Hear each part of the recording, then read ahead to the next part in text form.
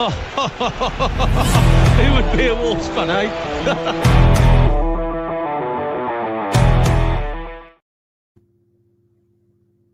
Good evening, good morning, good afternoon, whenever you're listening to this wonderful podcast. Or if you're watching live on YouTube right now, welcome. Podcast. This is a review show for Chelsea in what may be the one special moment for James Collins in his very short tenure as Wolves caretaker manager, taking on Chelsea in a bit of a thumping, not surprisingly, 3-0 away at Stamford Bridge. Joining me to talk about the ups and downs, and well, mainly downs, but hopefully ups coming with Rob Edwards inbound. We've got Jay, Greg, and Pricey. Greg, I know you went down yesterday. Brave man, Stamford Bridge. Not really expecting a lot, but I mean, supporting Wolves is always difficult, isn't it? Yeah, hello everyone. Hope you're all well. Yeah, I did. I don't know about brave. I'd say insane is probably more accurate description at this point. And Jay, I know you were there as well. It's good to see you. Yeah, I mean that's a really interesting point that, listen, in spite of the fact that we have got 2 points all season, we were still well supported. We were still there in numbers. There was still a lot of people going down and trying to support the team, get behind the lads. And certainly that was the starting point. Everyone kind of saw it was a free hit. I'd mentioned that in the preview show. And, people were going there just to say, listen, can we put our fight? Can we turn up and actually, give them a game and move forward? And obviously that was the key. And yeah, well, as we'll go on to, unfortunately it didn't work out that way. But yeah, it was good to see such numbers there supporting the lads. It really was. Yeah, massively. As always, this show is in association with the Sports Social Podcast Network, FCquiz.app, and Boston Coffee and Vending Company. Before we sort of talk about the game itself, I mean, the biggest news around Molineux at the moment is the managerial search, and it looks like Wolves do have their man, Jay, in Rob Edwards, the former caretaker manager, former under-23s coach at the club, former player as well.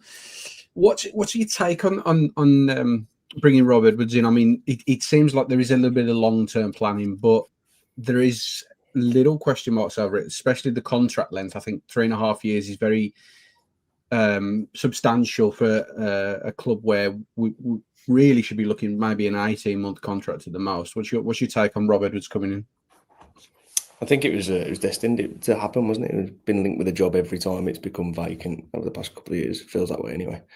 I do think he might be a little bit mad coming out of Middlesbrough. They could be playing Premier League football, and we could not be playing Premier League football next season. It looks, likely. But the 3.5 years, probably realistically, if you're going to get him out of Middlesbrough, I don't know where his deal was there, but he's only been there 6 months, hasn't he? So if you're going to get him out of Middlesbrough, you've got to offer him a decent contract length if you want him, if you're desperate to get him. He's not going to leave a 4-year deal with 3.5 years left for an 18-month contract. I don't think he'd be daft to, wouldn't he? Yeah, I think so. I mean, looking at Rob Edwards coming in, pricey, it seems like they're trying to put a lot of the eggs into many baskets. I mean, there's still Premier League survival to fight for. I mean, at this similar point, we were 8 points off survival last year, around about when Vitor Pereira came in. So, I mean, there's still chance. I mean, it's looking slimmer by the day, but it seems like they are preparing for life in the Championship. And bringing in a man like Rob Edwards is only going to enhance that feeling around the club, isn't it? Yeah, yeah, absolutely. I mean, this will be no reflection on him, but I don't think he'll keep us up. But my thoughts on our Premier League status is already a matter of public records. I put it all on the podcast last week. We're not staying up. I think he's been brought in probably with that bit of that longer term look. Really, everyone knows that he wasn't first choice, and we know that Gary O'Neill was. But that's sometimes how football works, isn't it? You don't get your first choice pick, and I think managers are more accepting of that fact now that they'll get offered positions even though they weren't the first choice pick. But I don't know whether it's a reason for the powers that be to try and curry a bit of PR favour by picking someone who's played for us, has a bit of an affinity to us. I think that's probably come into it a bit. He's had some measure of success previously, you know, with Forest Green, with Luton. We won't judge him at all by his very short time that he had at Watford as well, because that's obviously a basket case in of itself, that club. But at the levels that he's been at, you know, he's performed well. You know, getting Luton to the Premier League was a big one, and I don't think it's any shame that he went down with Luton, because that was always going to be a tough ask, and relegation for them was expected. I guess the concern there come with he couldn't arrest the slide when they went down into the Championship. There may be other factors there at play there, but I think some may say that it's a bit of an underwhelming appointment, really, but you also kind of have to look at the position that we're in and attach, you know, or put your realistic cap on or your realistic pants on and say, who in their right mind is going to come to a club in our situation? Yeah, we've been here before when, you know, Lopetegui come in when we were seemingly dead and buried, but we had a better, you know, we had a better team then, and we certainly had more points on the board, put it that way. I just think that this is kind of, for many managers will look at this as a bit of a lost cause, but that, you know, like you say, Jeff, that's where the longer term view comes in, is that, you know, we'll plan for the future. How much he sees out of this 3.5-year contract, you know, remains to be seen. We give the last two managers long-term contracts, and that fell on their sword pretty quickly. So it remains to be seen. But, you know, you can kind of see that this has got next season in view. Yeah, it does feel like they are planning for that. I mean, the two big things that come out of it for me is the last part of the post that's on the screen for those watching on YouTube from David Ornstein, and that's Wolves' plan to back Rob Edwards in the window, Greg. I mean, this next month is very important. Assuming he does sign on the dotted line and we don't have a Michael Beale situation tomorrow, that we have now he can work with this group of players. He can potentially get several points on the board. Hopefully, he can get a couple of wins between now and the end of the year to set it up so that he can bring somebody in. But a couple of the players who may be really important to Wolves are Pedro Lima, who's currently out on loan at Porto under-21s, and Tommy Doyle, who's at Birmingham.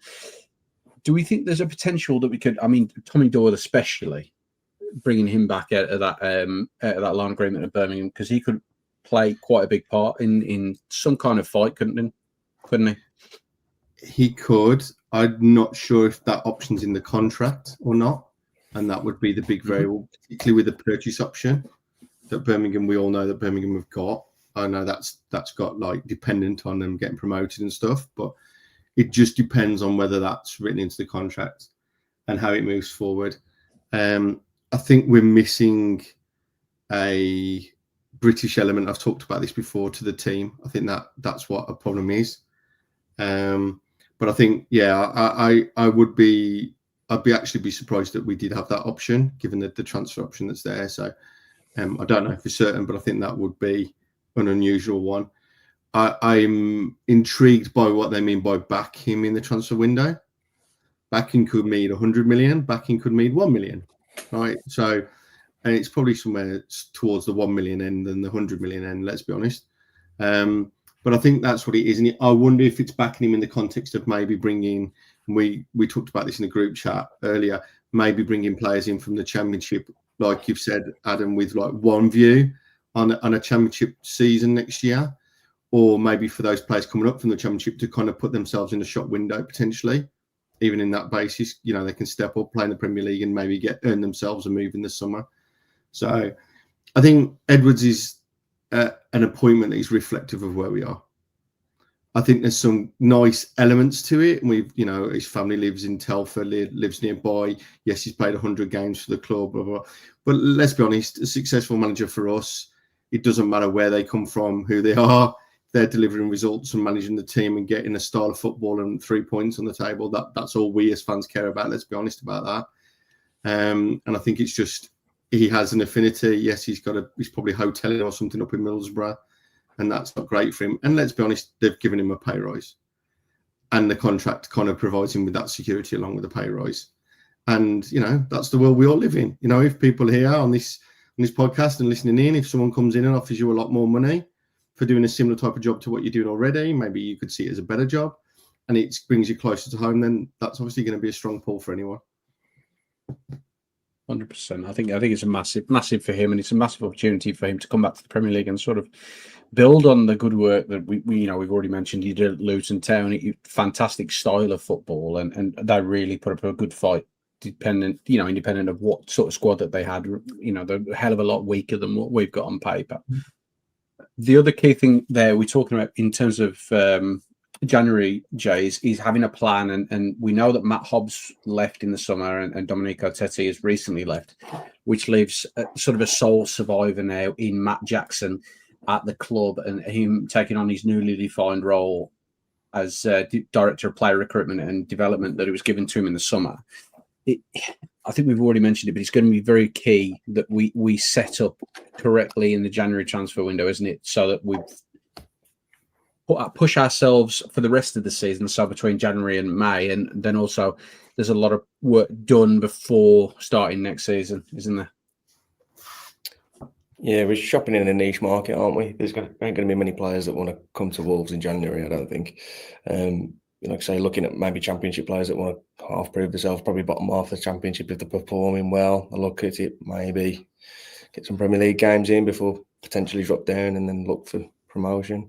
The one with Matt Jackson is that obviously we don't really know much about him and what he's going to do in this role. If the summer's anything to go by, and he did have much of a, I don't know if he did have much to do with it. Obviously, probably Vita and Tetti were the main sort of guys involved in the transfers and the recruitment. But if that is what we've got to go off, then we're clutching at straws, aren't we? We're going to struggle.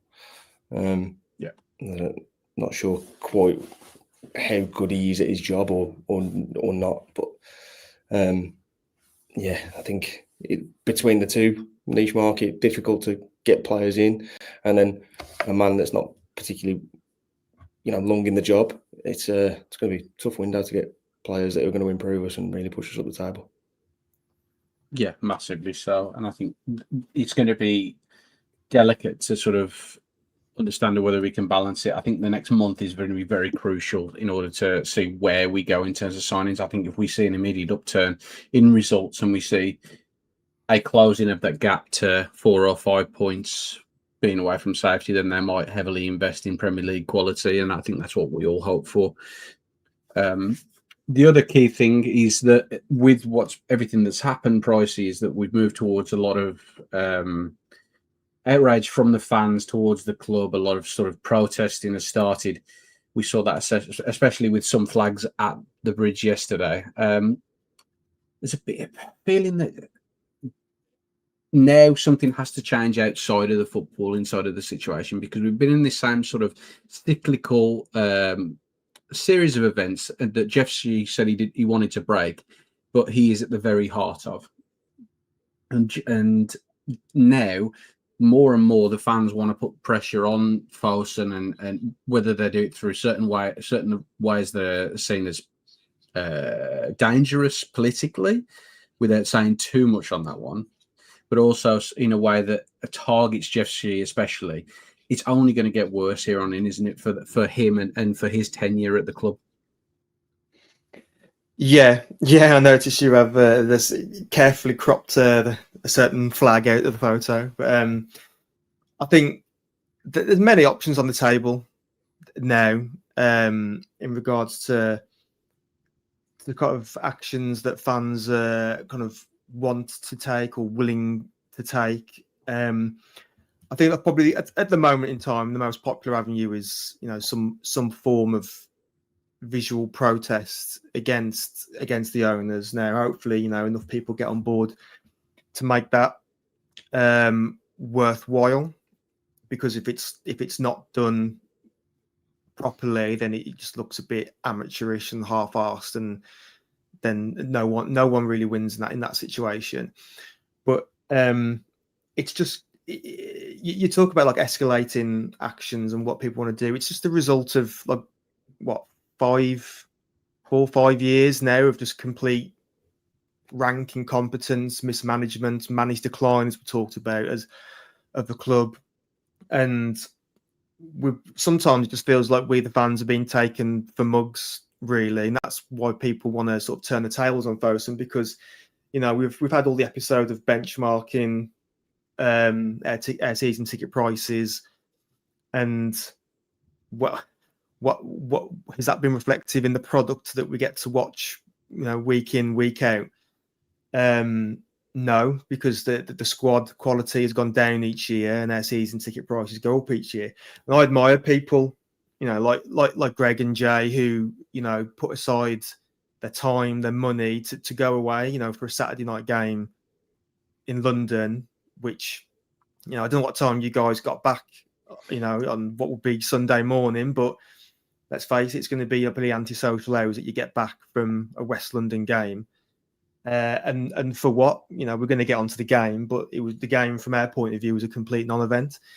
And it just, the last couple of seasons we've had it consistently where we're paying more to get less and less in decaying infrastructure. So at some point there's got to be a line drawn. And I know a lot of people, when we talk about what we want to do about things or the levels that people want to go to take the protest to Jeff, people always say, "Oh, be careful, because better the devil we could run the club down or could pull the plug on us completely." And I understand people going to that, that thinking about the bigger picture, but I think a bit on the other side as well. We the fans are the ones being taken for mugs year in, year out, essentially, on what we're paying and what we're paying to not get, essentially. I always think at some point you do have to make a stand. At some point, we're the ones paying for this, so you have to make a stand and show visually your frustration and that you want something to change. Happens all the time in life, doesn't it? If you want to make a change in something, you make a protest for it and make your stance clear. I'm not sure which direction this will go in. I'm not saying that everyone's going to be holding up certain flags at the next home game, or what I hopefully would like to see, like I've said before, is an actual visual protest, and hopefully that can happen at a live game coming up. But I do think something needs to happen, because at the minute we're just going through this vicious cycle now with Fosun and Jeff of lack of funding, panic January transfer windows, trying to buy away at the problem, which has worked the last 2 times, but this time it will not work. We are going down, and then as many of us have said before on this podcast, the Championship is not an easy league to get out of. We've been there for years. We know all about it. We know it's not going to be as simple as go down straight, come straight back up. Look at the ones who went down last year: Saints, Sheffield United, Leicester, and they're miles off it at the minute, especially Sheffield United. So it could be that we end up being back in Championship purgatory for years under Fosun. We don't know, but I think to cap it off, I think that now's the right time to make some sort of stand against their ownership. Yeah, no, I agree. I think that there has to be some sort of change. I mean, the tentative links to Textor, I think, were dangerous. I think he would be potentially worse than Fosun, but I think there's definitely people out there who come in and make a difference to this club and have the best interest of the club at heart. I think that's for sure. As always, I mean, this is a review show. We should have been talking about the game in theory, but I mean, that was the more important news going on from what essentially, as Pricey said, was a non-event at the Bridge yesterday. But starting with the game, I mean, we weren't really sure when we were talking on the review show about what the starting 11 was going to be, and yeah, I was a little bit surprised when it first came out, to be honest, when I saw what felt like a bit of a safe choice in that starting 11. Was that what you thought when you looked at it, or did you think that maybe we're going to go into it, we might as well just go with our in inverted commas strongest starting 11? Yeah, I think we knew, we had a feeling that at least one of Mane or Chirou would feature in the game. Certainly, we were going to be in the squad based on the comments there. There was obviously talk potentially of Rodriguez as well, but obviously that didn't happen. I think one of the interesting things that we talked about before the game, certainly something I observed in the warm-up, was what the actual formation was going to be. And I found it very interesting that, and I don't know if this was them trying to play mind games, which would be a little silly if I'm honest, but we certainly warmed up with a back 4. So the back four, and we've all seen it. And for those of you who are listening rather than visualizing, I apologize in advance for my hand gestures that you won't be able to see. But you know that when we warm up, we have a line of 4 or 5, and they do the headers and they kind of go backwards and forwards together as part of that unit, just for warming up. And it was distinctly a 4. So there was Chachua, Bueno, Totti, and the other Bueno, and they were operating as a back 4 doing the warm up. And Krejci was actually doing the shooting drills and that, like the midfield with the midfielders and the strikers. So I kind of had a feeling it might have shifted to a 4, what would have been, I suppose, a 4-3-3 with Krejci playing in midfield, or something similar. But obviously it didn't, and we shifted to a 5. But yeah, part of me feels it was, on reflection, what he was going to try and do, and certainly try and be stable, and maybe try and have that stability in there with experienced heads to start with, and then try and move things forward off the bench afterwards. That was my expectation. But yeah, it was just a little unusual in terms of the lineup, in terms of how we set up for the warm up versus how we actually started. Yeah, I think you're right with that. I think we saw it in the game. We saw periods where Krejci would step into midfield and be more involved in that side of the plan. I think that was key to doing something that we needed, Jay, as a team, and to have Andre and Gomez be more involved in the play. And I think that's the key to any sort of success as Wolves is to get more goal involvements from those two, isn't it? That we need to see more and more from them, because we can't, in our position, accommodate 2 destroyers in this side, can we? No, they're such good footballers. We need to be seeing more from them, definitely. We had a little bit, didn't we, from João Gomez sort of start of last season. Scored a couple of goals against Crystal Palace, and he's obviously got capable, but it's whether you're putting him in a side that he can do that, and he can thrive off that. But it seems to be sort of him and Andre kind of sit, and Bellegarde goes off and tries to make advancements, but he does get down the left, doesn't he, Gomez, a little bit, Joe? He tries to get sort of forward, but I'm really not sure he's that player. I think the two of them are probably better as 6s, in my opinion. I do think they're both better as 6s. And if you're playing a back 5 with good wing backs, it's those two sitting, let your wing backs bomb on, is probably the best option, but it's not really happening with the wing backs at the minute, is it? So you're stuck between a rock and a hard place here, I think. Most definitely. And I think the other big grey cloud price is that Strand Larsen, I mean, he missed out on his move to Newcastle. He ended up getting a new contract, but he's not really hit the ground running. We don't know whether that's down to personal problems or whether it is down to the injuries. But I think there's a lot of feeling amongst the fan base going into this game that Tolu might get his first real go of it in a Premier League game, especially starting. Do you think it was a surprise to not see that Tolu on that starting 11 yesterday? Yes and no. I'm not going to make any case for the defence of Strand Larsen here, because he's been ass all season long, pretty much. There are some factors. Vitor, when he was here, said that he was struggling with injury. So our two options were Strand Larsen, who carrying an injury, or Tolu, who said that when he first came, he could only do half an hour tops. So we weren't blessed with 2 great options there straight from the get go. But Strand Larsen last season, in fact, I remember probably this time a year ago, I was probably on here saying I'm not convinced by Strand Larsen, because I don't know, he just didn't seem like he had the attributes. I was wrong. He ended up having a good season last season, goal scoring terms. This season, I guess because the squad is weaker than what it was, we've just not seen anything like the Strand Larsen we had last season. But he's not getting the chances, but also he's just looking at some points just completely disinterested in the game of football. The football just seems to be happening around him on the pitch, and it's just not doing what you would expect from a big number 9. You're quite right, Jeff, on what you say, but I've thought this sometimes about the Newcastle move. Is he sulking about it? Because for him now, that's gone. That's rode off into the sunset now. He's not, Newcastle won't ever be coming back for him now. I know he's a big chunk of money for us to turn down, but it was right for us to do so, given how late it was in the window. But that's gone now. If he's dwelling over it, he's got to get over it, because at the minute, no one's going to be looking at him at the moment, in the Premier League anyway, based upon the performances that we've had so far from him. I do think, whilst also at risk of repeating myself from what I said about Strand Larsen a year ago, I'm not fully convinced by Tolu either. That being said, we haven't really got a lot of match data to go off Tolu at the moment. He's made his impact in the the Carabao Cup, sorry, so far.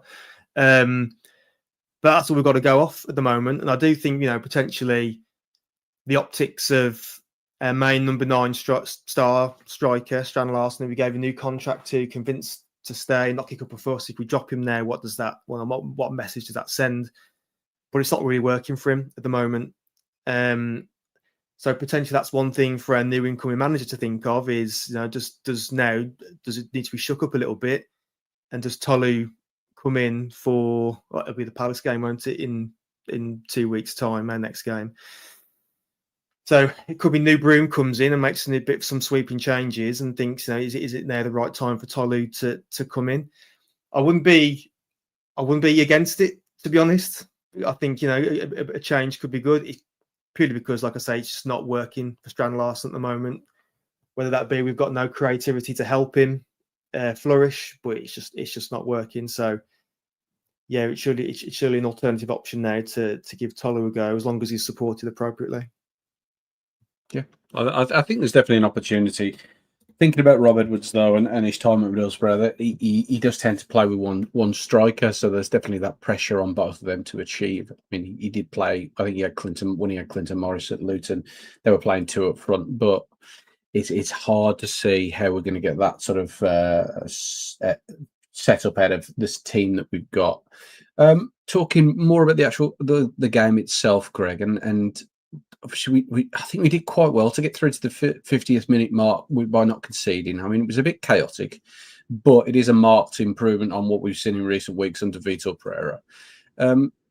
How did you think the first half went? I know we didn't create a lot, but we seemed to be a little bit more organised in terms of a defensive shape, didn't we? Even if it was a bit chaotic. Yeah, I mean, yeah, and I think that's quite the correct description. It was chaotic defending. It was all kind of last ditch kind of thing. And I think it also showed up Chelsea's ineffectiveness in the first half as well. They did have chances. They didn't really deal with that. They could have scored. We were looking for bits and breakdown on odd bits. You wouldn't say there was a real clear idea or strategy. It was kind of like, it's double down. We'll have our banks of 4, and in the case of we'd have a back 5, then you'd have the 4 dropping in with Hwang kind of dropping in, and then kind of Strand Larsen kind of standing around on his own. And I think that was the strategy, and we'll sit and hold tight, and we did. But I think that was a lot as well to say about Chelsea, not just us, but we did put blocks in, we did put tackles in, and we did keep a clean sheet, which the fans were singing in celebration about at half time. Gotta love a bit of irony. So, that's where we were sat for the first half. But I think once that first goal went in, there was only one way it was going to play out.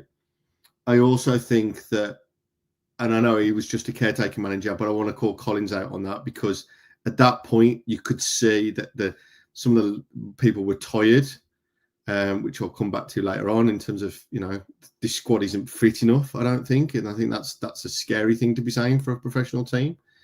But you could see a change was needed, and he didn't do it. And he kept going. And then by the time he made the changes, the game was already gone, which was a shame. So, yeah, listen, the first half was certainly better than some of the dross we've served up, but that's quite a low bar we're talking about. But at least I felt there was a level of, let's say, commitment, and I think that was there for the first half. Yeah, I think so. I think that's the key thing that we wanted to see, was just a little bit of commitment shown from some of the players who we wanted to step up. And Looking to go back to that sort of team sheet, Jay, I mean, we'd seen the best success we'd seen as a Wolves side this season in terms of actual defensive shape and organisation was when we had that four at the back between Santi Bueno and Krejci. When we've seen the goals going in the second half, it invariably comes from that left-hand side, and we look very, very weak with Totti and Hugo Bueno, don't we? And it seems like there's been a failure to actually bring in a player of a certain quality to play in that left wing back position, isn't there? Because for all that Hugo Bueno does well, his defensive side of the game is a lot worse than even somebody who got criticised in the past in Aït-Nouri. Yeah, I mean, you could see it in pre-season, actually. Every time he didn't start many games in the pre-season, he kind of eased his way in. And every time he come onto the pitch, he looked weak. And I try not to criticise him too much because I think he has probably been one of our better players going forward. But he doesn't seem to defend that back post well. When players run at him, I think the first goal, I'll put it down to Totti more than anything, but he's beat Chacha a bit too easy, hasn't he? What's his name? The left winger. Put the ball into the back post, and they're queuing up at the back. Nobody's picking up. Hugo's not picking up. Totti's not picking up. And the second goal, he gets stood up, and you see João Gomez coming. He comes in. He tries to help him out. He's show him down the line, and he just lets him run past him a bit. Puts an easy ball into the box. It's so frustrating. I don't want to put everything on him, but while on the subject of Hugo Bueno, it's tough. I do think that Muller Wolf, I'd like to see more of him. He hasn't really had much chances, especially in the league. He comes off the bench for in there. I think he's a left back or left wing back. If you're coming into the game for 10 minutes, it's really tough to make an impression. He obviously played well in the cup game against Chelsea. That was probably the best we've seen of him. But it's similar to Tolu, really. We haven't got much to judge him on. I think, but you've spent 10 million on him. I think we've got to get more game time out of him, in my opinion. Yeah, I think it's important to for all these players now that you always have when a new manager comes in, you always have this sort of clean sheet effect where everyone's got the opportunity to prove themselves pricey. But how does Robert Edwards come in? And the key thing to any sort of success now for Wolves between now and the end of the season is to try and fix the defence. That's what all managers do when they're coming at this sort of level of a club and this situation is fix the defence. How does Rob Edwards do that? Does he stick with the back four that Vitor was trying to work with, or does he go back to a back five? And what personnel does he use in that system to achieve that? Does he bring somebody in, or does he, as we say, give Muller Wolf a bit more of a chance on that left back? Yeah, it's a tough one, isn't it? I mean, this team over the years is just accustomed to that three at the back with the wing backs, and whenever we've seen to switch to that four, it's never really worked like consistently. We've always seemed to have some issues with it in one way or another. Hugo Bueno, I like him. I remember when I used to have the spare time to go and watch some youth games. You know, I'd go and take in a few, and he was always a shining light. So it's it was no surprise that, he got promoted to the first team. I like him. You know, he's not Aït-Nouri, but probably that's an obvious statement, but. You know, he's decent, but again, it's the contrasting messages we get from the club. You know, Muller Wolf, he struggled initially. He played well in the Carabao Cup, particularly the game against Chelsea, and he's not been seen since. You know, we had the media statements from Vitor saying, you know, everyone was saying he's not good enough, but then he's come in, he's had this great game, which is fine. But then, yeah. As Jay says, you know, we don't really see him. Should we be seeing more of him? I think. I mean, you look at like Agbadou, for example. He's not someone at the minute that I'd want in our team. If you know, because right now with Edwards, when he's coming, his probably main objective is to get more than 11 points that Derby got. That's probably his objective right now. Just avoid that record. I don't think it'll happen, but. Try and avoid that record. And I don't think with players like Agbadou in the team at the minute, from what he's shown this season, I don't think he should be involved. Then you've got the alternatives of them, people like the Mavericks, like a Mosquera. Now, do any of us here trust Mosquera in a dogged relegation fight? Because we know what he's like, don't we? You know, you rough him up the wrong way, you're going to get you're going to get a thing up your arse, basically. That's what with Moscow, that's probably what's going to happen. And then what's we left then? We've got Totti, who is, he's all right. He's can be a bit of a Bambi sometimes, but he's been here long enough and he's solid enough in games. And Krejci, I think we all on the same page. Krejci, we like him. He's a good player. He's solid, good ball distribution. I do think, and for me, I've nearly missed him off there. But Santi Bueno, he's a solid enough defender for me. I think he got beat for pace quite convincingly yesterday. I think was it Garnacho, wasn't it? Completely rinsed him for pace on one of our goals. So that's one thing he doesn't have in abundance, but he's still probably one of our better defenders. So I think for me at the minute, I don't see going to 4 at the back helps us long term at the moment. I think that's something that we'd need to go into a new season fully drilled in pre-season. I think probably sticking to what has served us well over the years is probably going to be a way to go. I'm not sure how Rob Edwards normally sets his defence up. We'll see what he chooses to do with the players he's got when he comes in. But yeah, from the game point of view, it was like I say, we actually ended up with 0 shots on target, didn't we, from the whole game?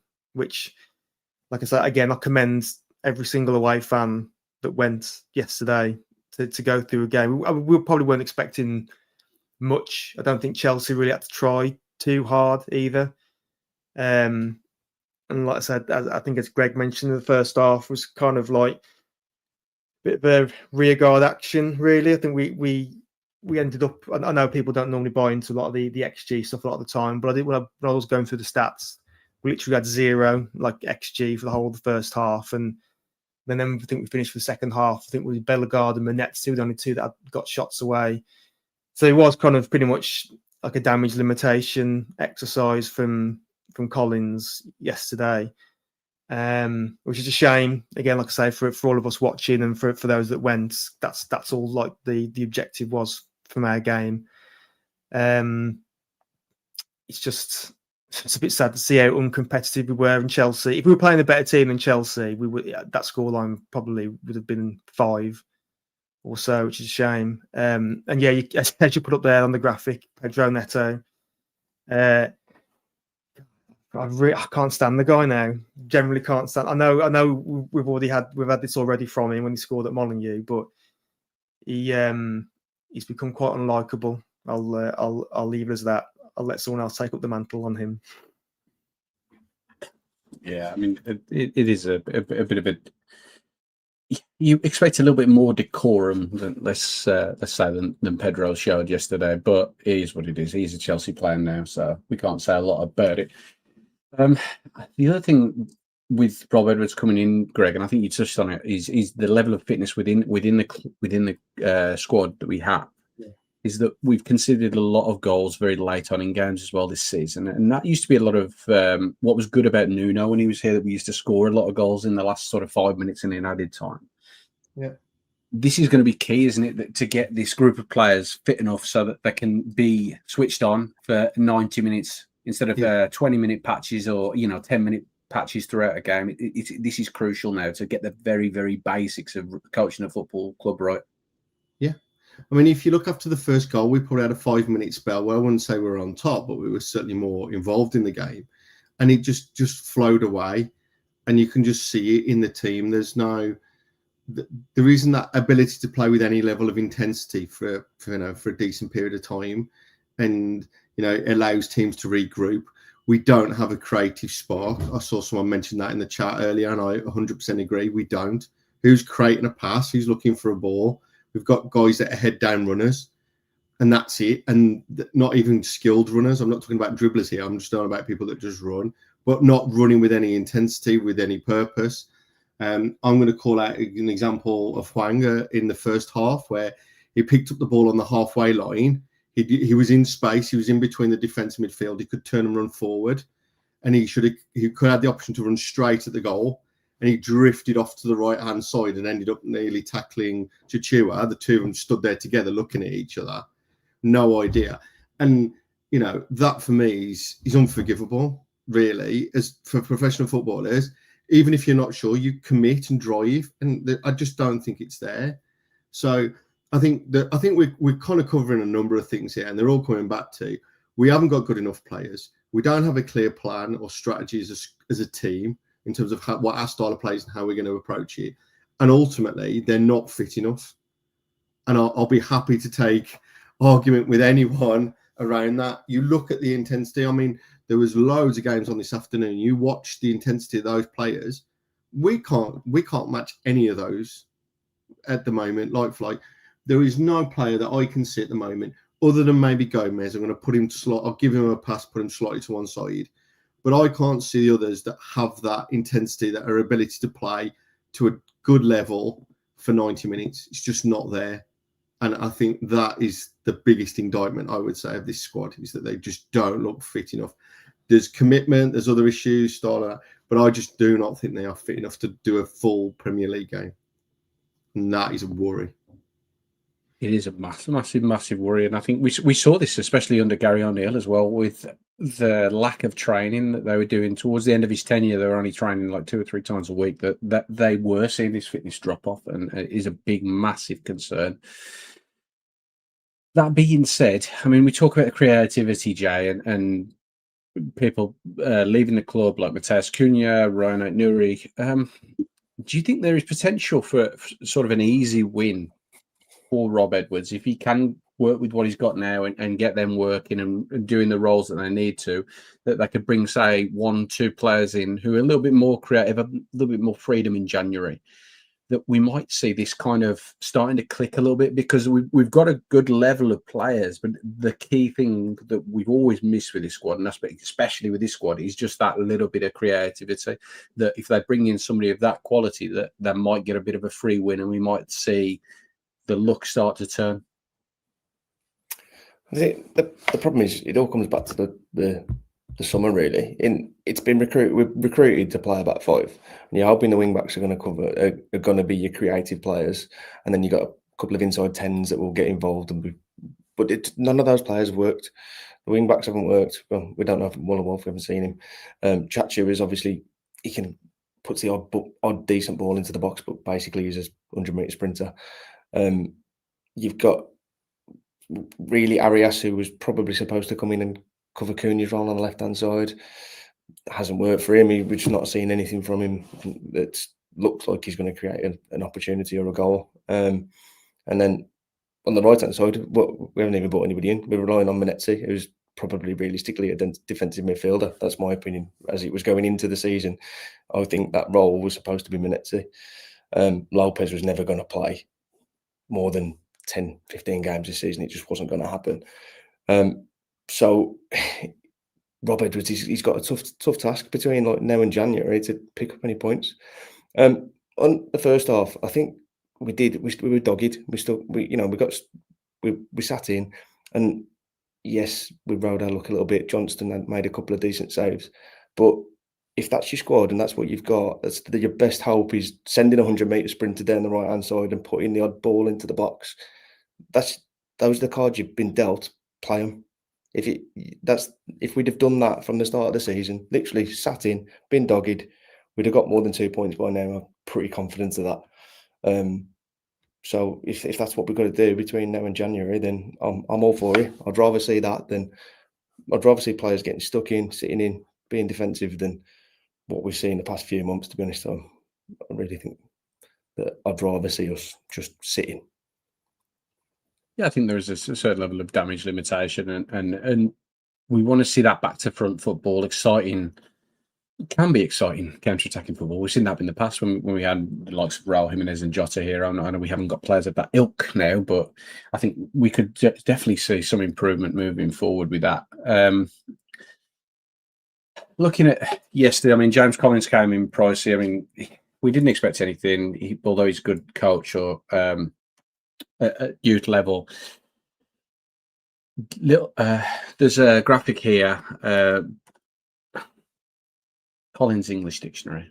So I thought I'd give you the floor first, because I think you might have something a bit more explosive to say, maybe, in describing the performance in 3 words against Chelsea? Waste of time, basically, because that's just what it was. I mean, it's like, well, I guess I mentioned it earlier. It just wasn't a competitive game in any sense of the word. We've got no. When we do win the ball back yesterday, there's no outfield option at all. You know, there's nothing. Historically, we would have had Neto or someone of that ilk on our team. Excuse me, to hit as an out ball to help push us up the field. And we've got plenty of like workhorses. So Andre, João Gomez, Menezes, and midfield. They're all workhorses. As we've said, there's no real creative spark there at all. Hwang isn't going to create anything. Strand Larsen's a target man. So then who else do we have? We have the wing back. So Tachua, you think maybe he's fast, but he's not shown anything technically for us so far. And Bueno's got a good ball delivery, but he just didn't have the opportunity to get forward at all. Robert Sanchez, the Chelsea goal, would quite literally not have an easier game in his career than yesterday, unless he goes and plays against his kids in the back garden or something. It was such an easy game for him. All he had was, for what I can remember, was Bellegarde's shot, Menezes' shot, both of which were off target. Never came close to troubling. It was such. It's like one of those attack versus defense training drills, wasn't it? Last night, essentially, that's just what it was. Just a one-way flow of traffic, and we never had any aspirations to do really anything else. So, like I say, just a non-event. Non-event is only 2 words, hence I use the words waste of time for yesterday's game. No, I agree. It was a little bit of a waste of time. And looking at that, Greg, and summing it up in 3 words, I know waste of time does it quite perfectly, but where are you with it? What's your summary? Could do more. Could do more. Yeah, I think so. That's a good one. With that, you mean the level of performance, the level of effort, and carrying on from what you say in terms of the fitness as well? All of it. I mean, we could still be playing now and wouldn't have scored. That's the reality. And once Chelsea had, let's be honest, once Chelsea had got in front, that was it. And like Jay, you've covered in earlier on, the wing backs in this system are crucial. Yeah, if you look at Aït-Nouri, one of the reasons why he got his move was the amount of assists and goal contributions he had last season. And we have downgraded on those, and we've talked about this a lot. We've downgraded in both the wing back positions. We don't now have a creative force up front. We are playing for scraps. Menezes was 3-0, bit, balls over the top, bit of bouncing, kind of bounces to him, runs through and does what he does, misses. And that's the problem. And the confidence is shot.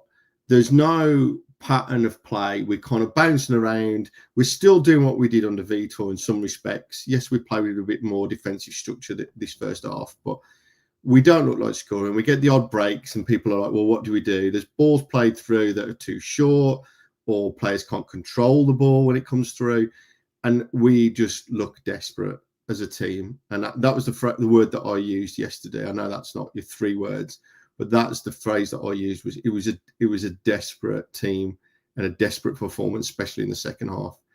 And unfortunately, for me, there was no, apart from the first half was probably slightly more committed. Second half was same old. And that's a shame.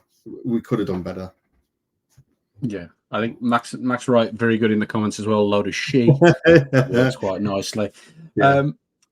I'll come to you, Jane. I'll change the question up a little bit for you, because I think I've been quite kind to not bring the referee into this, and I think there's a few decisions yesterday that were very, very questionable. And I'd like you to sum up the referee's performance in 3 words, if you can, other than load of shit.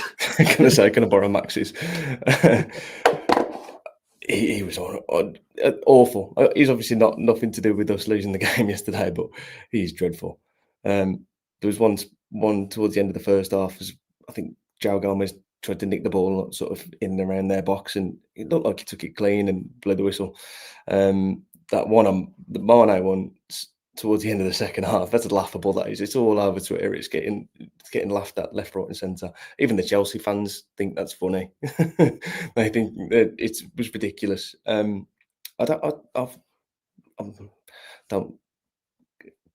don't think I'm particularly well versed on the referees in England, but I've never heard of him before. It was like it's the first game I've ever seen him, and it looked that way because he was out of his depth. I think we've got a real for sixth game. Yeah. Sorry, Greg. Yeah, no, I was very just early in saying, his Premier League career. Yeah, I just think we've got a real challenge with the standard of officiating in English football at the moment. I mean, our game hasn't been the only game impacted by that this weekend alone. You know, there's plenty of other games where, and I think we've got a real problem. And I think what I'm seeing is a reliance now by the match officials on VAR. You know, I mean, and this is only a minor point, but go and watch any Premier League game of football and watch the assistant referees. I'm going to use their correct term, but you go and watch an assistant referee and watch how many times they actually give a throw in, actually put their flag up. They'll wait for the ref or wait for it, calling them before they actually signal.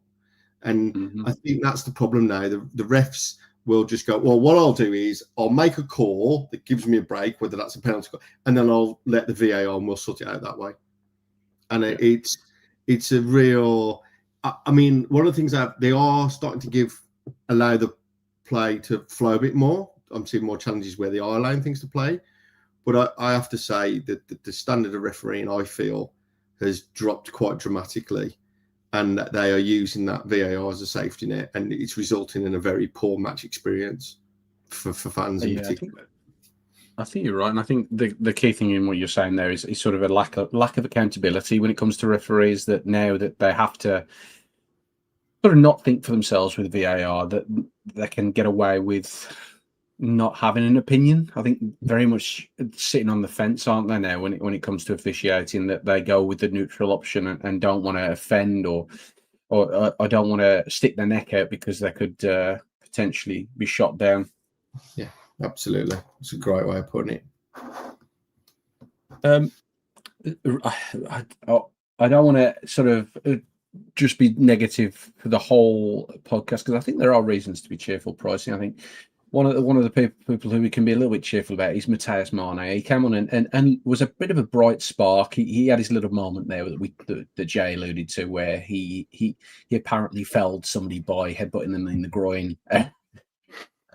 Bonnie Blue would be proud of that. She would. But yeah, Matthias Mane, he's somebody really to be proud of, and he could make a bit of a difference, couldn't he, for Rob Edwards between now and the end of the calendar year? Yeah. I wonder where you were going with the positivity, because I was, I have to get the magnifying glass out to find some right now. But it's minute, but it's there. It's there. It's there somewhere. Yeah, I mean, so he's someone, for people who watch the youth teams and there's been some good vibes around him for a period now. And when he was here, Vitor Pereira he put a marker down for him in the summer, didn't he? And said this guy is going to be, he's in with the first team now. He's in with the big boys. Probably not ideal situation for him to come on and try and make an impact, but he's got that. Certainly got that youthful exuberance about him. It's great to see us bring a youth academy product through, because the academy is another thing that is not getting the attention and love and resource that it deserves. So if we can still bring players through that are making the grade, then great. I think we need to sort of cherish and champion that, really.